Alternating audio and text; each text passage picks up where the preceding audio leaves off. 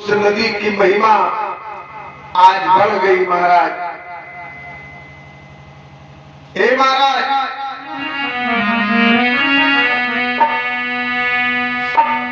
आज अयोध्यापुरी में सरजू मैया आ गई। महाराज स्वयं मनु, महारानी शतरूपा, ब्रह्मपुत्र वशिष्ठ जी के देख रेख में अयोध्यापुरी में शासन करने लगे। कल आपने सुना कथा में, उसी वंश में महाराज दशरथ जी का प्राकट्य हुआ। व्यास जी कहते हैं, हे राजा जन्मेजय, खड्वांगादि दीर्घ बाहुश्च रघु तस्मात् पृथस्रवा अजो ततो महाराज तस्मात् दशरथो भव। हे महाराज, खड्वांग राजा के दीर्घबाहु पैदा हुए और दीर्घबाहु के महाराज रघु का जन्म हुआ। रघु के अज पैदा हुए और अज महाराज के दशरथ जी का प्राकट्य हुआ। तस्मात् भगवानेषु साक्षात् ब्रह्ममयो हरिः अनुशासेन चतुर्थ भागात् पुत्रत्वं प्रार्थितैः सुरैः। महाराज दशरथ ने यज्ञ विधान से प्रभु श्री हरि वो ब्रह्म परमात्मा को अपने पुत्र के रूप में प्राप्त किया। यही कथा हम आपको श्रवण करा रहे हैं। अवधपुरी रघुकुल मनिराऊ वेद विदित तेगी दशरथ नाम। अवधपुरी रघुकुल मनिराऊ वेद विदित दशरथ नाम।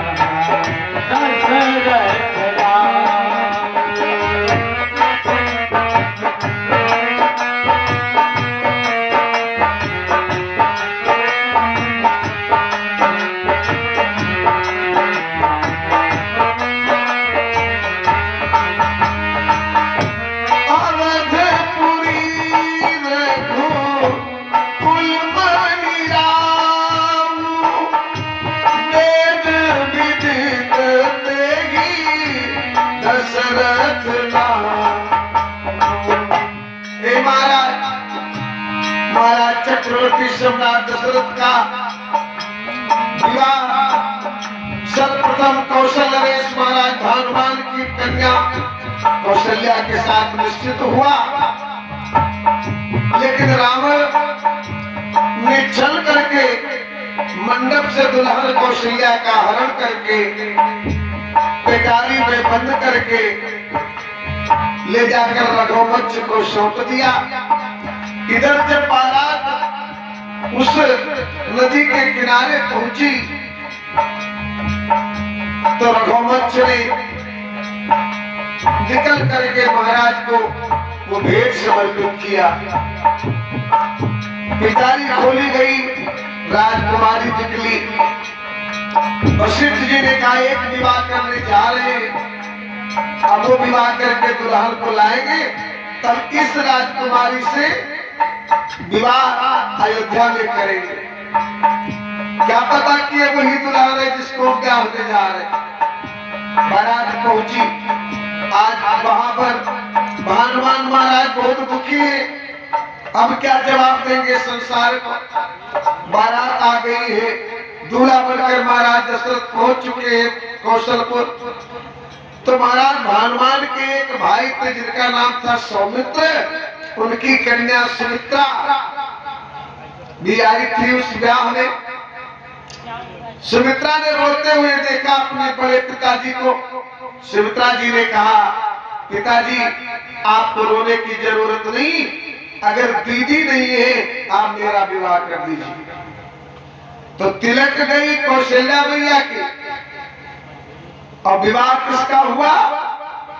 सुमित्रा जी का।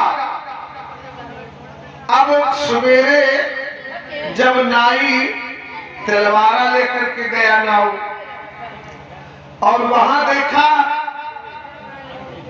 राजकुमारी कौशल्या तो बराते में है, तब कौशल्या जी के साथ बाद में विवाह हुआ, लेकिन तिलक पहले कौशल्या जी की गई, सो बड़ी रानी का दर्जा कौशल्या जी को ही मिला। दो रानियों को लेकर के आज महाराज दशरथ अपने अयोध्यापुरी में प्रवेश करते। हे महाराज जन्मेजय, कैकेयी नरेश महाराज अश्वपति की कन्या कैकेयी के साथ महाराज दशरथ ने तीसरा विवाह किया।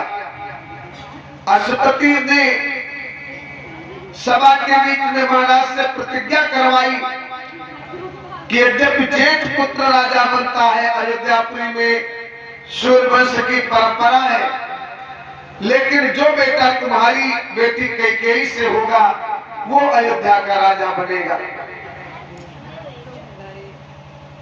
अब ये प्रतिज्ञा करके कैकेयी मैया को ब्याह के लाए, 3 रानियां हो गई, लेकिन हे महाराज जन्मेजय कोई संतान पैदा नहीं हुई महाराज दशरथ के। कई शास्त्रों में मिलता है कि जब 40,000 वर्ष की अवस्था हुई महाराज दशरथ की, तो सुमित्रा से एक कन्या ने जन्म लिया। अन्य ग्रंथ में मिलता है, देवी भागवत जी जो प्रमाणित करते हैं, महाराज दशरथ शिकार खेलने गए एक बार, और सीधे अंबिका वन में पहुंच गए। कैलाशपुरी में अंबिका वन वो वन है जहां शंकर जी का श्राप है कि कोई भी पुरुष आएगा वो नारी बन जाएगा। मां गौरी के निर्देशा निवेदन पर भगवान शिव ने ऐसा बंधन कर दिया। दशरथ जी पहुंच गए। अब जब दशरथ जी पहुंच गए तो महाराज दशरथ को भी वही श्राप लागू हुआ, दशरथ जी नारी बन गए। अब नारी बन गए तो दशरथ जी कहां जाए? उसी समय अंग देश के राजा महाराज रोमपाद का आगमन हो गया, उधर से निकले, रो रहे थे महाराज दशरथ नारी बन। ये पता ही नहीं कि हम कहां से आए, कौन है, सब कुछ विस्मृति हो गई, भूल गए। व्यास जी कहते महाराज जन्मेजय रोमपाद अपने नगर को लेकर चले गए महाराज दशरथ को नारी के रूप में, और वहां उनसे एक कन्या का जन्म हुआ जिसका नाम शांता रखा गया। वशिष्ठ जी को पता चला कि मेरा शिष्य कहां गायब हो गया।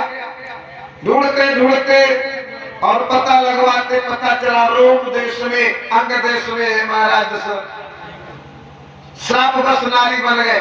तब वशिष्ठ जी ने तपस्या किया भगवान शिव की, प्रभु हमारे शिष्य को मुक्त कीजिए बंधन से।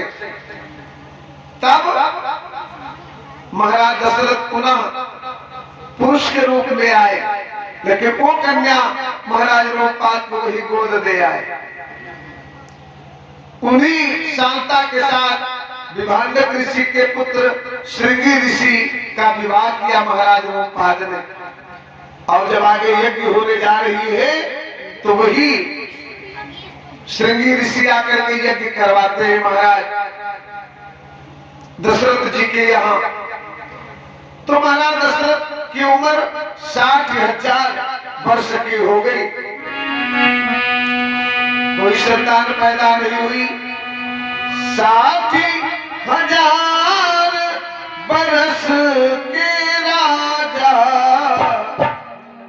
त्रेता चतुरथ चरण की राजा, त्रेता चतुरथ चरण की राजा, त्रेता 60,000 बरस के राजा, 60,000 बरस के राजा, त्रेता चतुरथ चरण की राजा, त्रेता चतुरथ चरण की राजा। महाराज दशरथ की आयु 60,000 वर्ष की हो गई। त्रेता युग का चौथा चरण लग गया, लेकिन कोई संतान पैदा नहीं हुई। वशिष्ठ जी के निर्देशानुसार एक के बाद एक विवाह करते गए महाराज दशरथ। श्री वाल्मीकि जी महाराज अपने वाल्मीकि रामायण में बालकांड, अयोध्या कांड में लिखते हैं। दोनों कांडों में चर्चा होती है कि महाराज दशरथ ने कौशल्या, सुमित्रा, महारानी कैकेयी के अलावा 350 अन्य रानियों से विवाह किया, लेकिन कोई संतान पैदा नहीं हुई। अब महाराज दशरथ बहुत परेशान है। हे महाराज,